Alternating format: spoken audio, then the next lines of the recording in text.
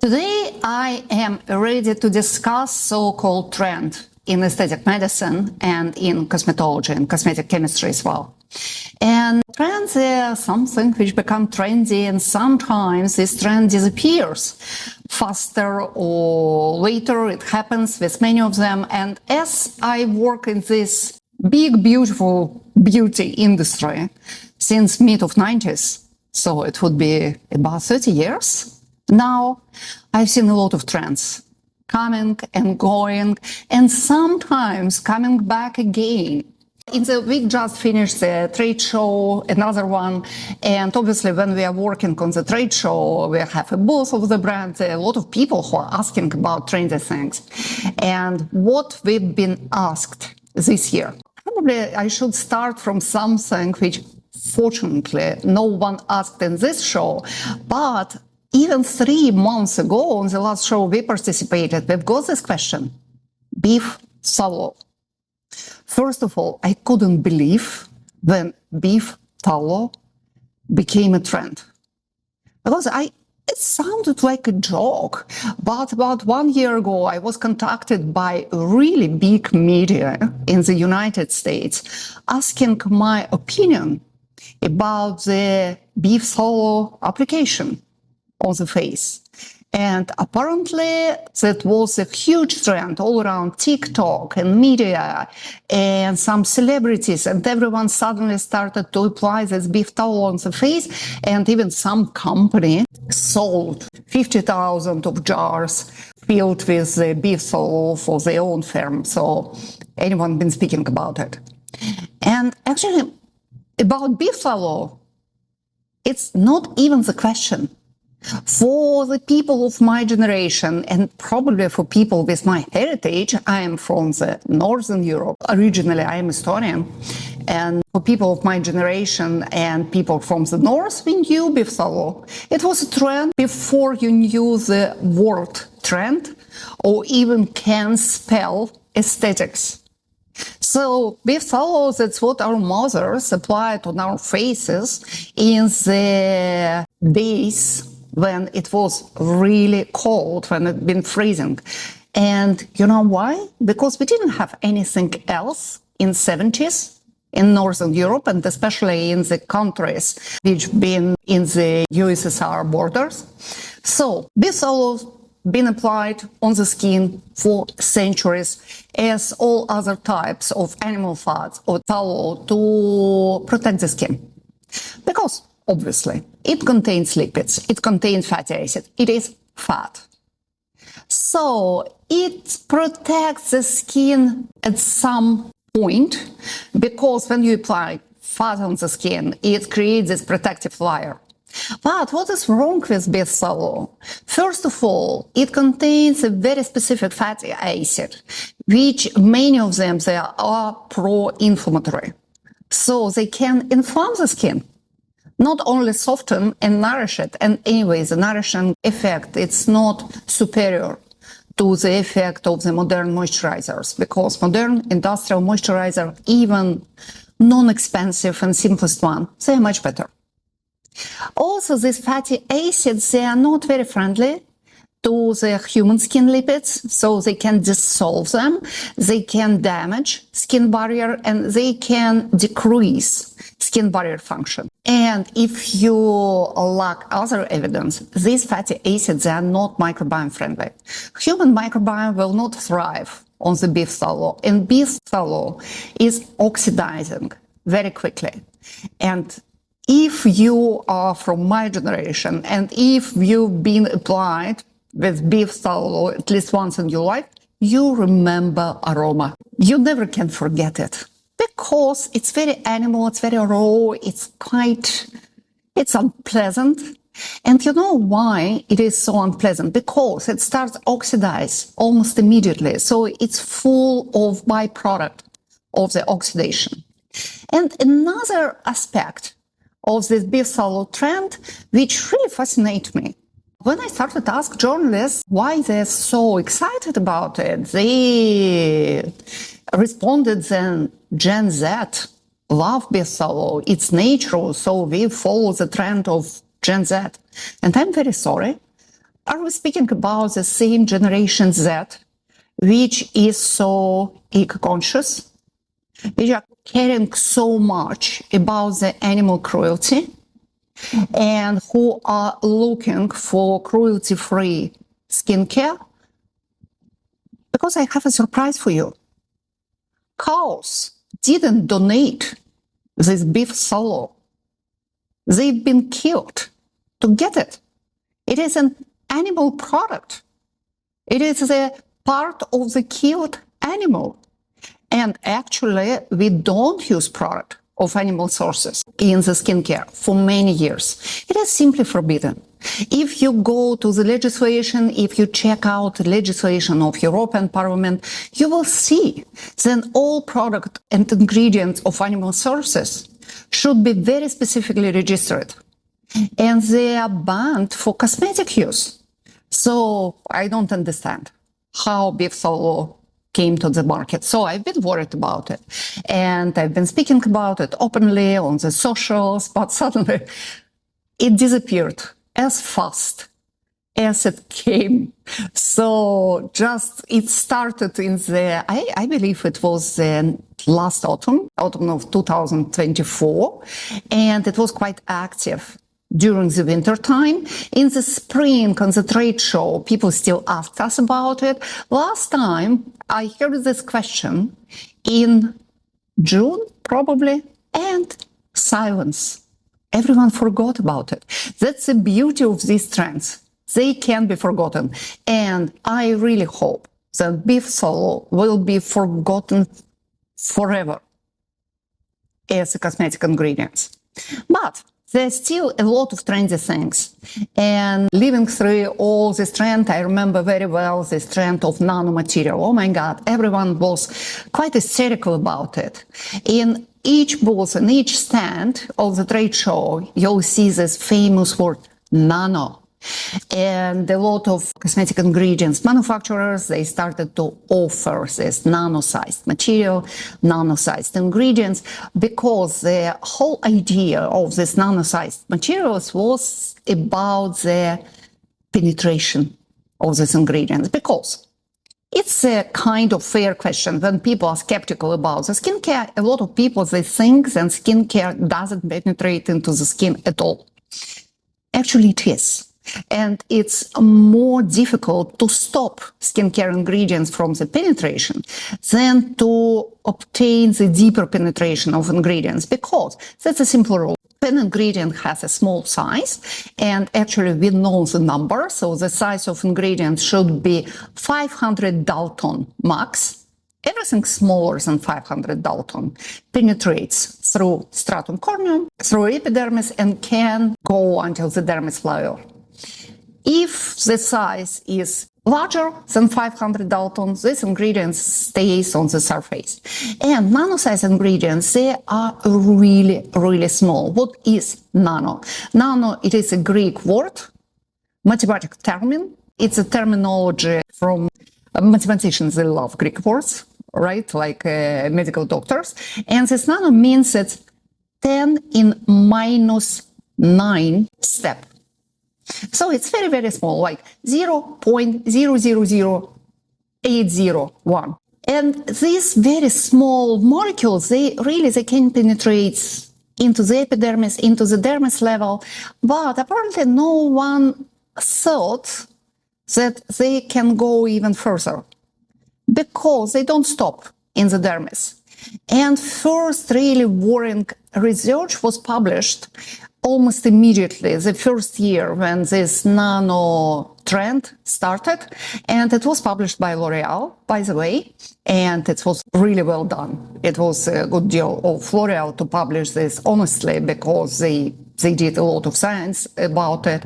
And the most popular nano-sized ingredients have been used in sunscreens, because, you know, especially mineral sunscreens based on the dioxide of titanium and zinc oxide, they are whitening the skin and they're quite uncomfortable. So the whole idea behind this nano-sized sun filters was based on if you'll be using nano-sized filters, nano-sized titanium or zinc, they will penetrate deeper into the epidermis and they will not create this whitening, uncomfortable look on the skin.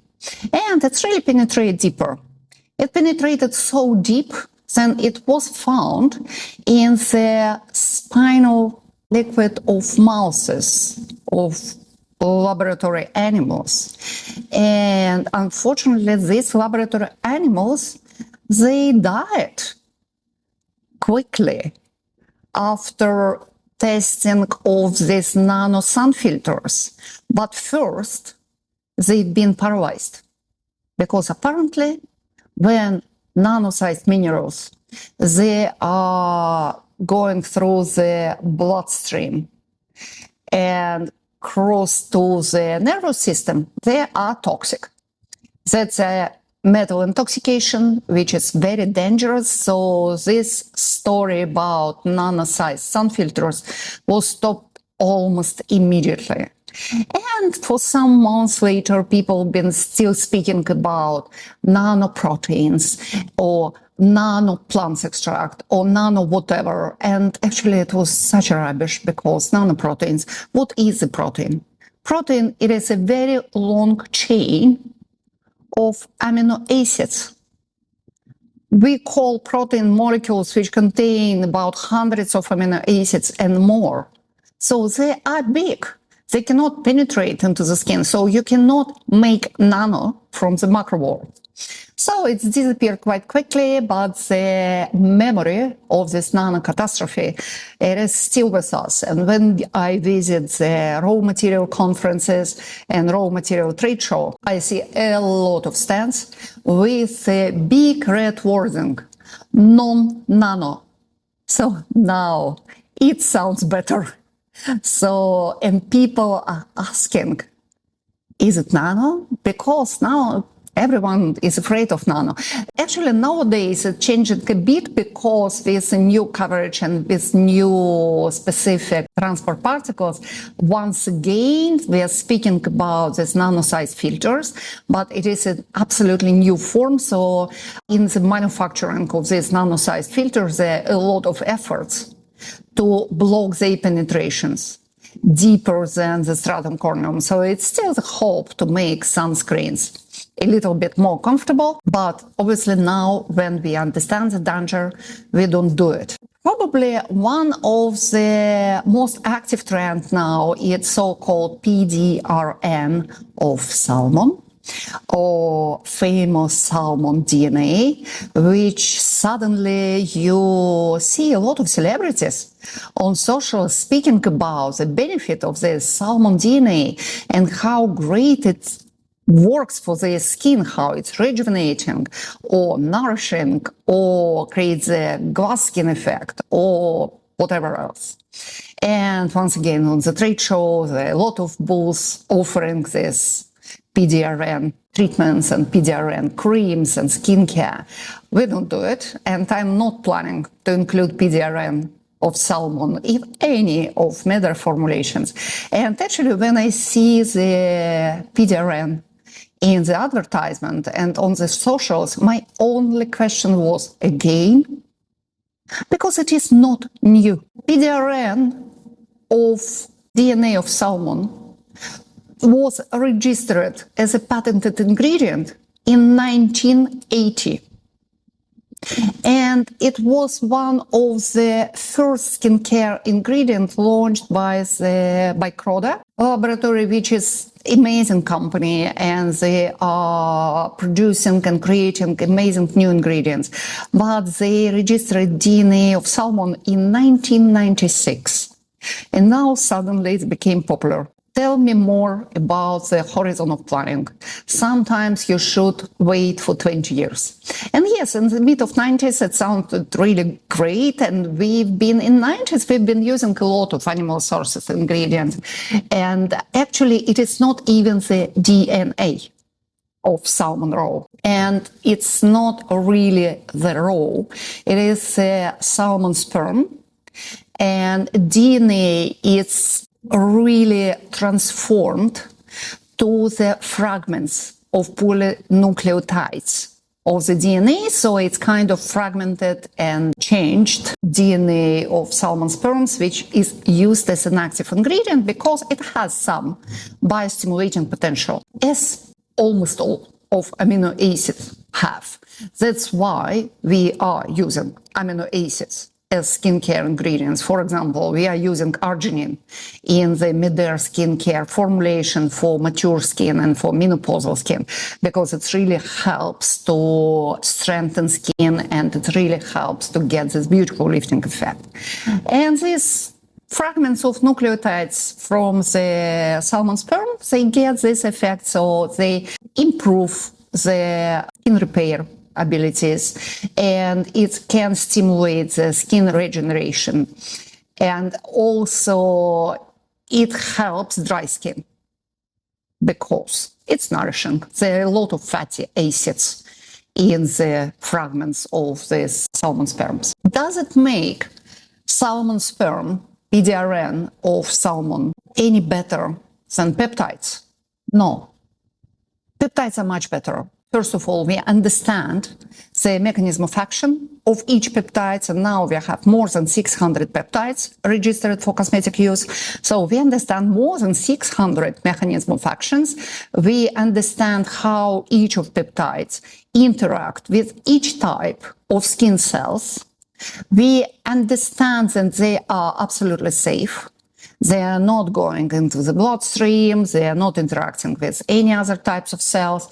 They don't have this overstimulating effect or whatever. So I will prefer peptides because I want to know what I do in the skin when I create the formulation.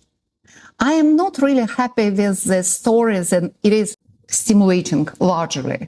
I want to know how it stimulates, what it stimulates, how long this stimulation effect will last, and how it will interact with all other ingredients.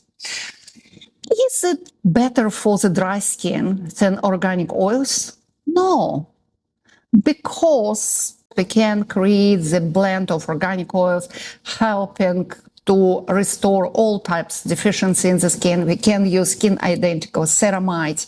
We can use biotechnological ingredients. We can use lecithin or olive squalane or whatever you want to literally recreate the formula of perfectly young and protective human skin sebum. We don't really need to use salmon sperm for it.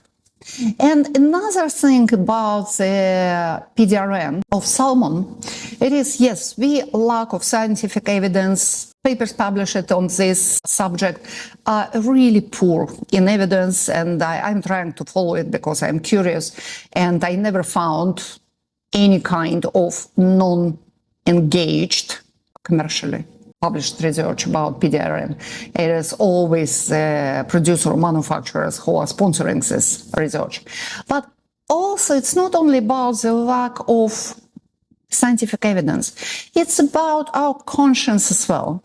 It's the same story as the beef fallow. If you care about the animal cruelty, you should not use skincare ingredients which are sourcing from animals. And to get this salmon sperm, the salmon should be killed. And how much of sperm is in one salmon? Do you think there are 3 liters? No. There are really few milliliters. And the recommended concentration of PDRN of salmon to get some efficiency in the skincare product is from 2 to 5%. So you should understand when you buy this 50 milliliters of cream with the PDRN of the salmon, that probably you understand 2 dead fish with it. And it would be even more with injectables. And I will not start about injectables because the idea to inject the polynucleotide fragments of the DNA of the fish in your skin with an idea to rejuvenate your skin, I'm sorry, it's not scientific. It looks medieval. It's what people do in the alchemy experiments in the 15th or 16th century. We are not here anymore. We are living in the world when the science progresses really. If you want to get something real, there are a lot of research about skin microbiomes, there are a lot of research about peptides, about prebiotics, probiotics, and growth factors at the end of the day. So I think that's a trend. It's waited 20 years to become a trend, and I don't think it will survive another 20 years as a trend. And another very high trend, it's a real hype about it, the exosomes. Exosomes are everywhere. This time I've been just counting, the trade show wasn't big, and I just went there, and probably there've been 60, max 100 participants. And from this 100 of participants, there have been a few dozen of both announcing exosomes in the advertisement materials. And when you walk, it's quite funny because you see exosomes at right, exosomes at left. Here it's written in black, here it's written in red or in blue. And everyone is so proud about it. What are exosomes? And why I am skeptical about it? Because I am skeptical, honestly.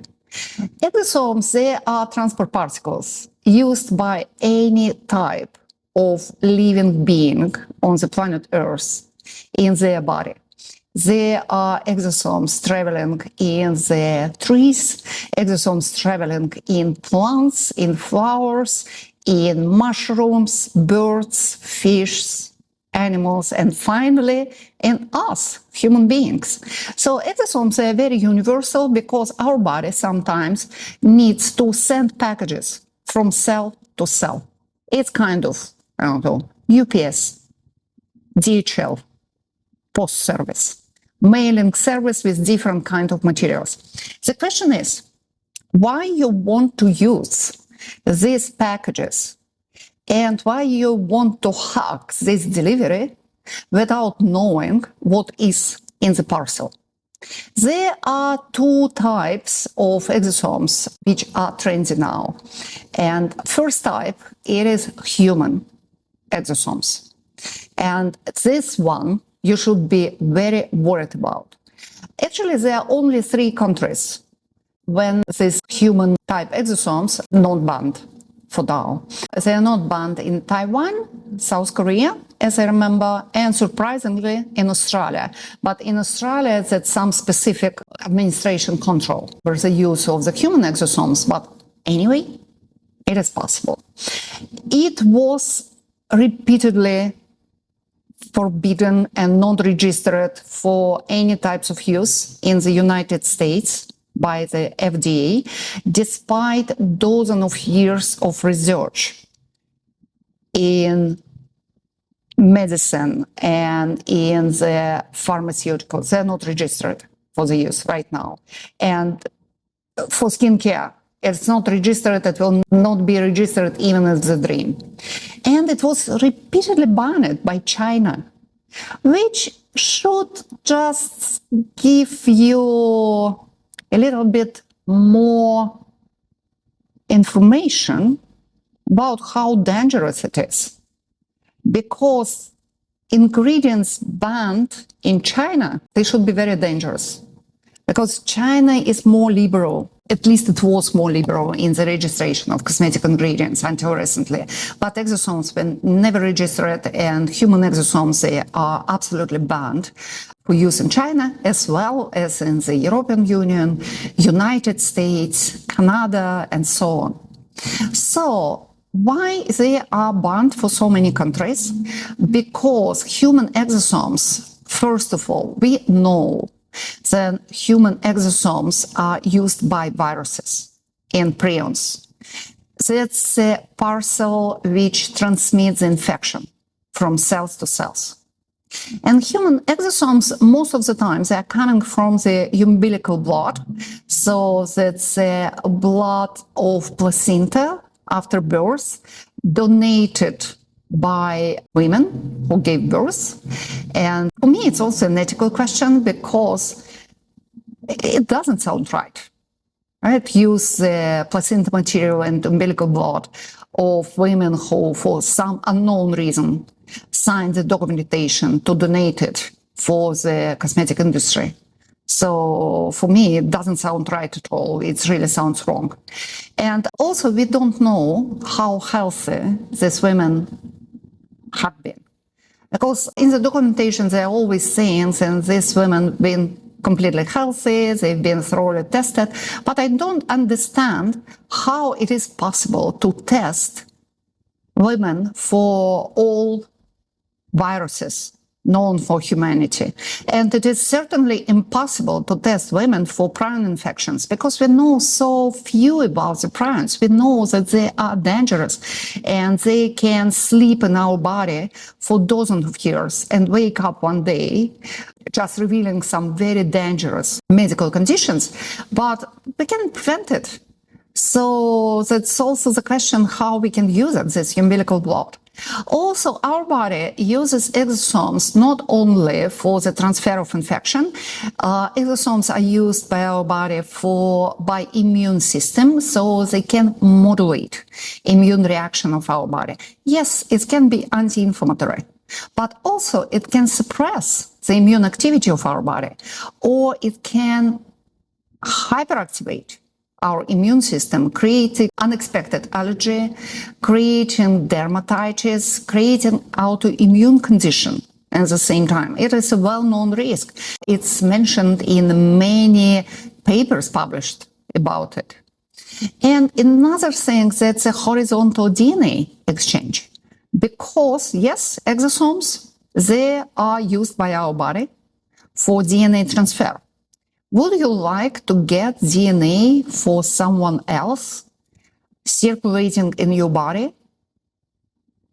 I am not. I certainly will not want to get DNA from any other person circulating in my body because I don't know how dangerous it can be. And unfortunately, it also can be cancerogenic. Because metastases, they are traveling in our body from tissue to tissue, from area to area, also using exosomes. So if there are some mutated cells have been just transplanted in your skin or on your skin, the most dangerous things, and these human exosomes, they are used for aesthetic injections, for some rejuvenation purposes. And when I'm thinking about it, I just don't get it. It's really scientifically proven to be dangerous. And at least half of this danger we don't even understand properly. So human exosomes, it's a big no. You can say that I am a coward. But also you can see then all these public health organizations which are really caring about the public health and trying to protect people from unknown danger and from infections and everything else. They are cowards as well. So human exosomes are a big no. Animal exosomes, same thing.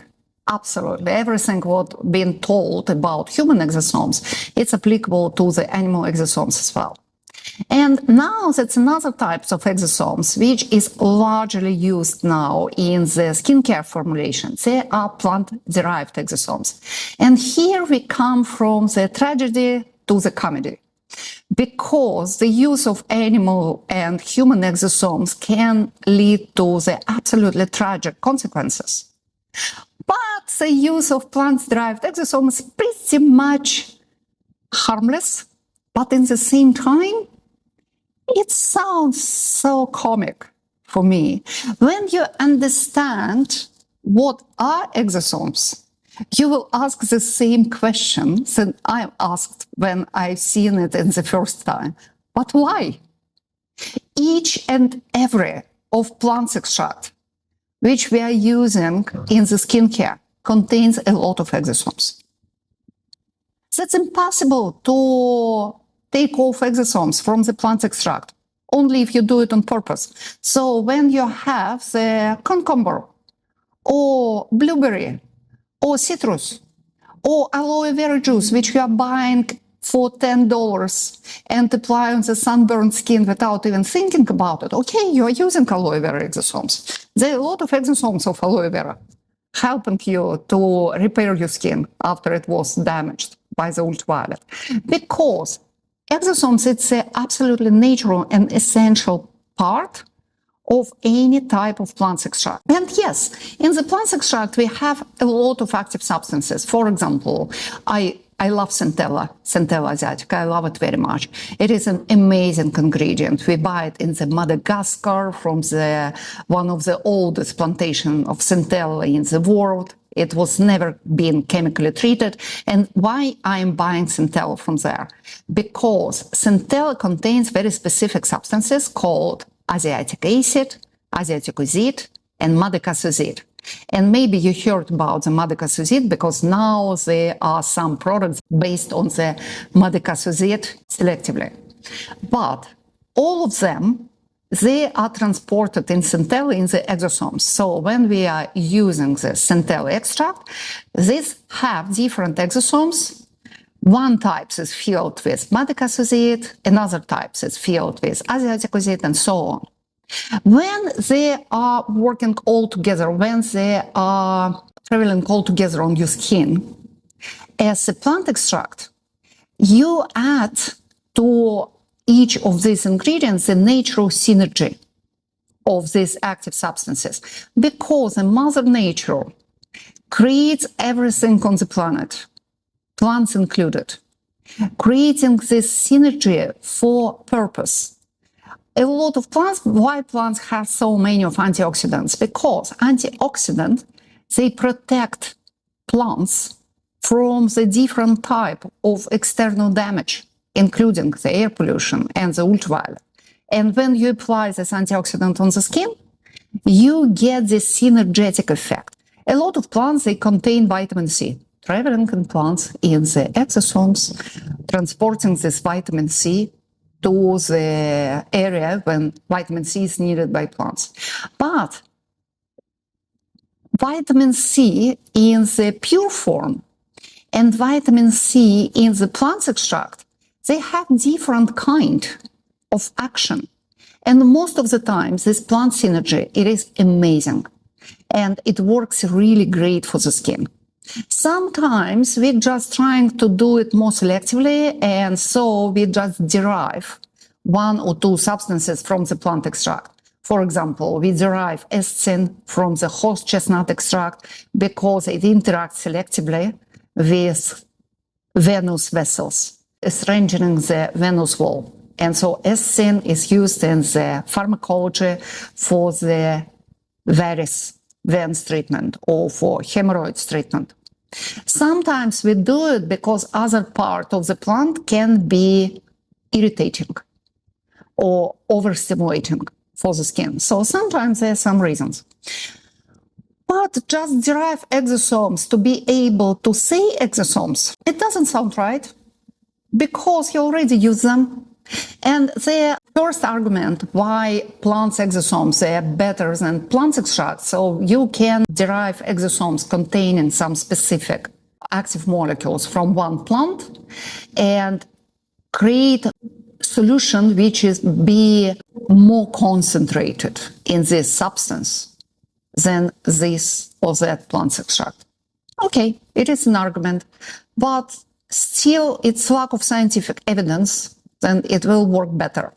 And to add a little bit of information to the story, it is very, very difficult to extract exosomes from any kind of plant extract without damaging them. So 90% of cosmetic ingredients, they are registered as exosome-like particles. So they are specific transport particles which are created artificially. They are similar to the plant exosomes.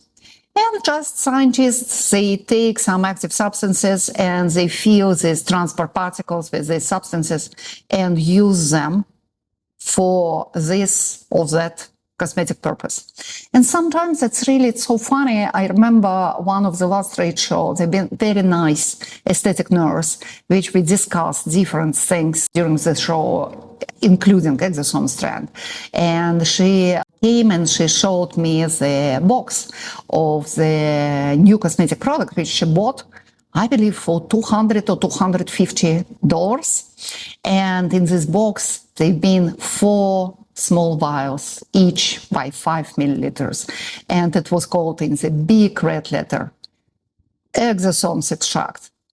And in the label, as you know, we are all obliged to put what we call INCI. So all ingredients named officially.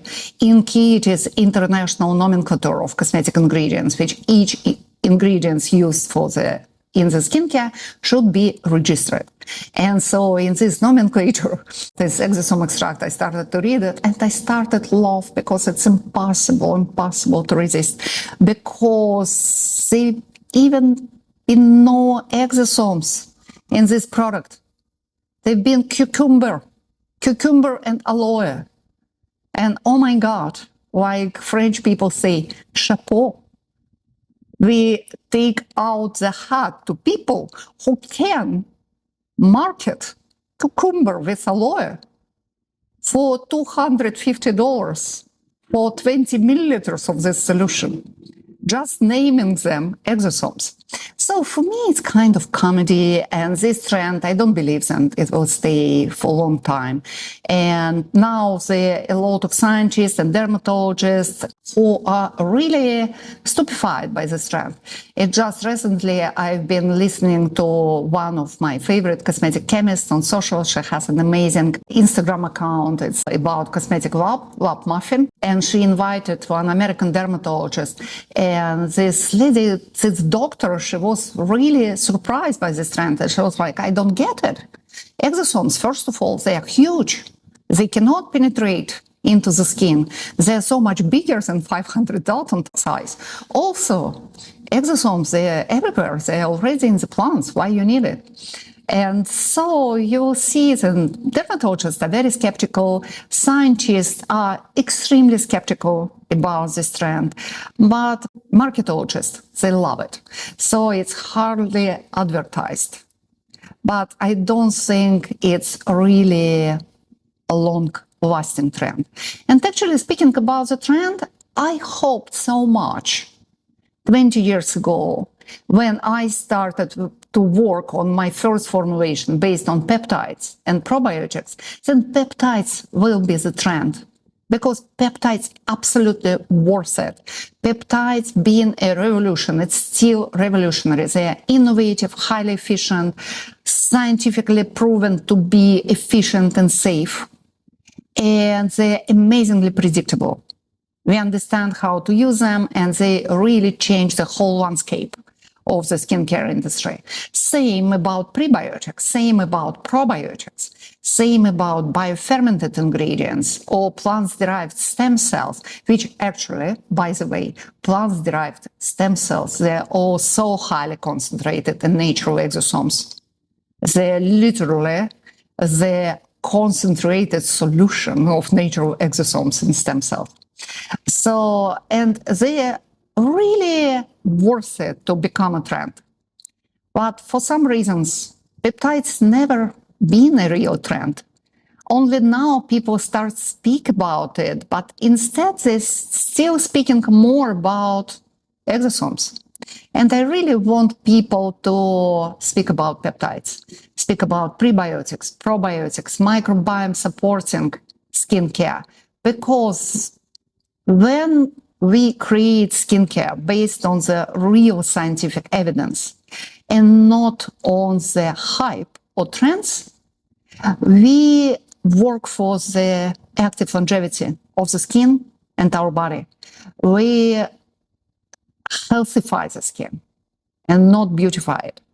And maybe it is not so commercial, and maybe this hype and trends are really good for the marketing, but trends come and go, and the science stays. If you are interested, if you want to discuss any other trends, please let me know.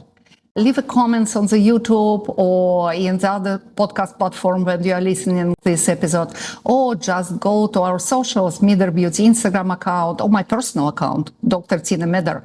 It would be great to discuss it. It can be so fun.